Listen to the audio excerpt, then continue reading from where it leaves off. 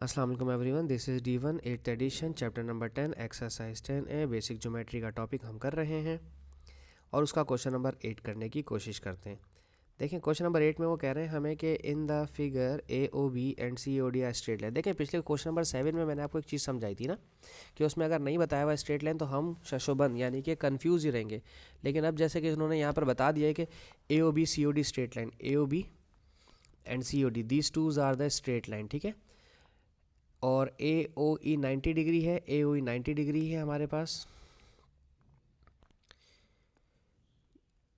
Sorry AOE 90 degree, this is 90 degree, BOD 48, find AOC, where is AOC, हमें ये मालूम करना है।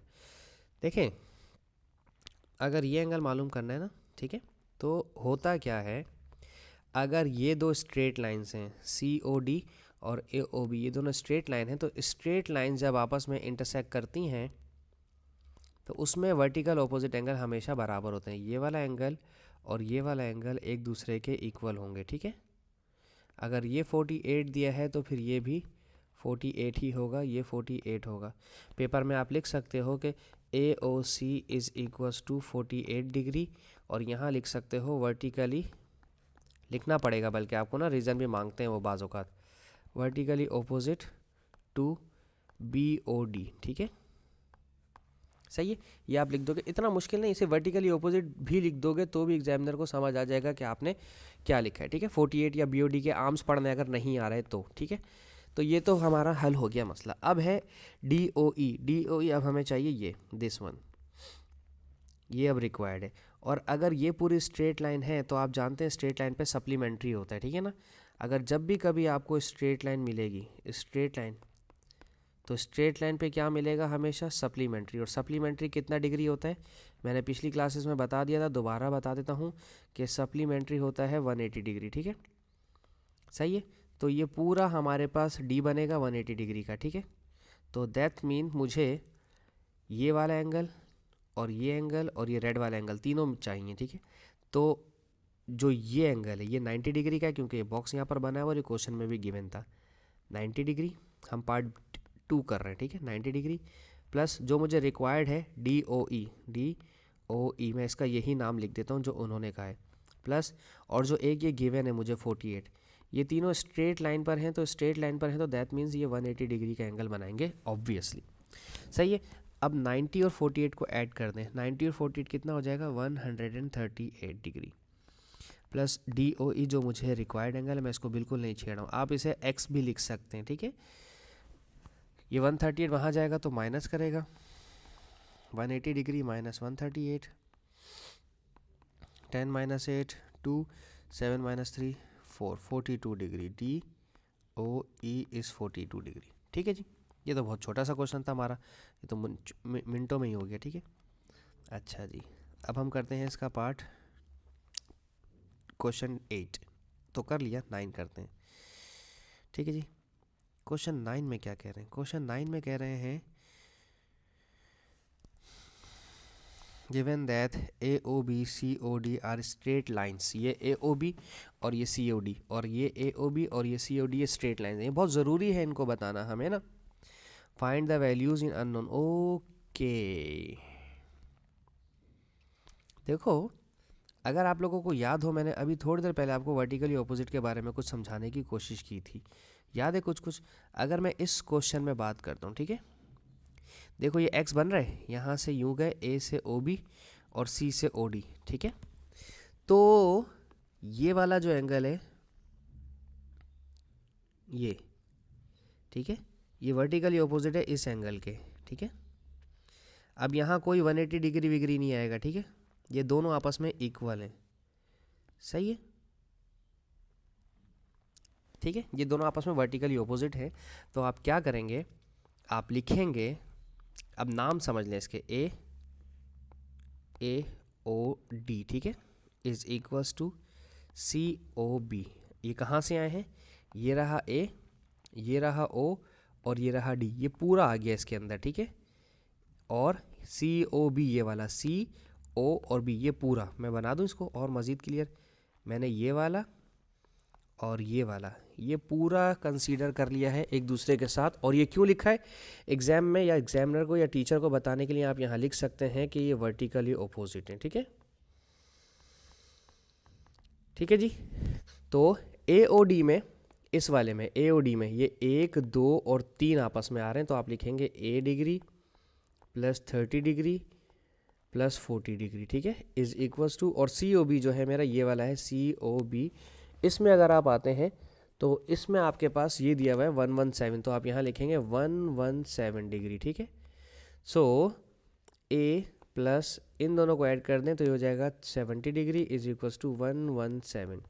इसे वहाँ भेज के माइनस कर दें तो 117 माइनस 70 डिग्री, सो 7 माइनस 0 7 और 4 47, दिस इज़ 47। ठीक है जी, ये हो गया पार्ट ए हमारा, दिस वॉज पार्ट ए। ठीक है, ये डन। अब हम देखते हैं इसका पार्ट बी, इसे देख लें, स्क्रीनशॉट ले लें इसका। पार्ट बी में ज़रा गौर करें, पार्ट बी में ये हमारी स्ट्रेट लाइन है। ठीक है, तो स्ट्रेट लाइन हमेशा सप्लीमेंट्री होती है। हम अगर सप्लीमेंट्री की बात करते हैं, सप्लीमेंट्री में 180 डिग्री होता है लाजमी। ठीक है, तो ये पूरा मेरे पास बन रहा है स्ट्रेट लाइन इस तरह से, सही है, ठीक है ना।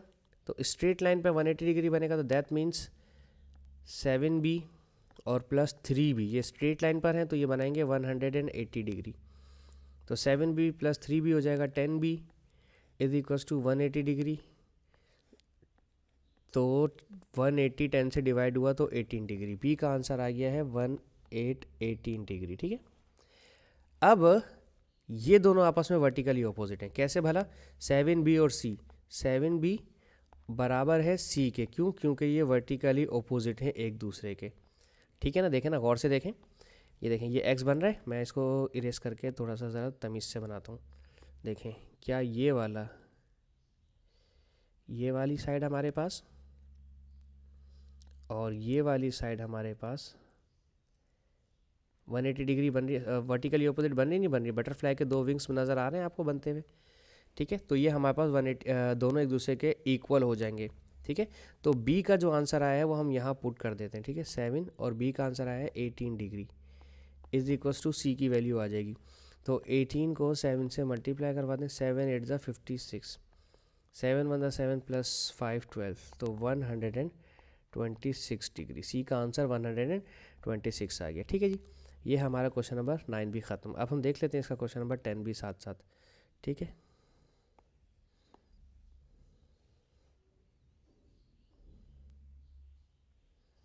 okay, इस तरह का क्वेश्चन किया है मैंने अभी थोड़ी देर पहले शायद, I guess so. If x y and z are the 3 angles और lying on a straight line, if y is equals to this, find, ओफो, मसला ही नहीं है, कोई टेंशन ही नहीं है। अगर हमारे पास है x प्लस वाई और plus z, these are the collinear and points, और ये स्ट्रेट लाइन पर हैं, तो ये 180 डिग्री हैं। अगर y की जगह x प्लस z लिखना है, यहाँ पर y की जगह x प्लस z लिखना है। ठीक है, find the value of y। ओह, और यहाँ पर भी z है और यहाँ पर भी x है, तो x प्लस x तो हो जाएगा 2x, z प्लस z हो जाएगा 2z, 180 डिग्री, इधर भी 180 डिग्री। और अगर मैं इन दोनों से 2 कॉमन ले लेता हूँ तो यहाँ बन जाएगा x प्लस z, दोनों से 2 कॉमन ले लें, ठीक है, इज इक्वल्स टू 180 डिग्री। और x प्लस जेड की वैल्यू क्वेश्चन में दी हुई थी हमें y, तो हम यहाँ 2x प्लस जेड की जगह दोबारा y लिख देते हैं। ठीक है, इज इक्वल्स टू 180 डिग्री। 2 1 ज़ा 2, 2 9 ज़ा 18, 0 का 0, वो मल्टीप्लाई कर रहा था, वहाँ जाकर करेगा डिवाइड, तो y का आंसर हमारे पास आ गया है 90 डिग्री। बड़ा भाई मज़े का सवाल था ये, तो आप तो यकीनन घूम जाते, यकीनन बच्चे इसमें घूम जाने थे हमसे। ठीक है ना, मैं भी घूम गया था 1 मिनट के, जो बात है सच्ची जो बात है। ठीक है ना, तो ये इसके साथ खत्म, हमारा 90 डिग्री इसका आंसर है। सही है। पार्ट बी में तीनों बराबर है, एक्स वाई जेड बराबर है, यानी कि X plus Y plus Z is equals to 180 degree. तो तीनों बराबर होने का मतलब समझते हो आप लोग कि इक्विलेटरल ट्रायंगल है। ठीक है ना, ये भी बराबर है साइड, ये भी बराबर है साइड, ये भी बराबर है साइड, ये भी इक्वल है, ये भी इक्वल है और ये भी इक्वल है। जब ये कंडीशन आ जाती है तो तीनों 60 डिग्री के होते हैं। ठीक है, फिर भी मैं आपको सॉल्व करके बताता हूँ। एक्स की जगह एक्स लिख रहने दीजिए y की जगह भी x लिख दीजिए और z की जगह भी x लिख दीजिए, क्योंकि उन्होंने खुद कहा है कि तीनों आपस में बराबर हैं। आप चाहें तो तीनों अल्फ़ाबेट y ले लें, तीनों अल्फ़ाबेट z ले लें, एक ही बात है, ठीक है। अब मैंने x ले लिया है, तो हमारे पास 3x हो गए। 3x is equals to 180 degree, तो 3 1 ज़ा 3, 3 6 ज़ा 18, 0 का 0। तो अगर x 60 डिग्री है, x 60 डिग्री है, तो फिर यकीनन y भी 60 डिग्री होगा और फिर z भी 60 डिग्री होगा। उसकी वजह क्या है कि उन्होंने खुद कहा है, ये देखें, ये उन्होंने खुद कहा, अपने ज़बान खुद से कहा है कि x और y और z के तीनों आंसर बराबर है, ठीक है जी। इसके साथ ही एक दो सवाल हमारे यहाँ ख़त्म हुए हैं। Thank you so much for watching my channel. Hopes आपको समझाने में कामयाब रहा हूँ। अल्लाह हाफिज़।